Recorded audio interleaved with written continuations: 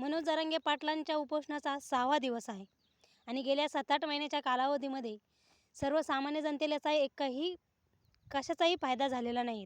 फायदा फक्त श्रीमंत लोकांना आणि महाविकास आघाडीतील मोठमोठे राजकीय नेत्यांना झालेला आहे. आणि आताही 6व्या दिवसाच्या उपोषणानंतर महाविकास आघाडीलाच फायदा होईल, कारण ते लोक विरोधी पक्षनेते सहानुभूती घेऊन येतात आणि आमच्या हातात सत्ता नाही, आमच्या हातात सत्ता आल्यावर आम्ही तुम्हाला आरक्षण देऊ.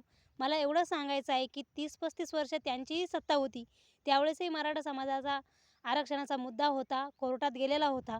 त्यावेळेस ते काही करू शकले नाही. आता काय करतील?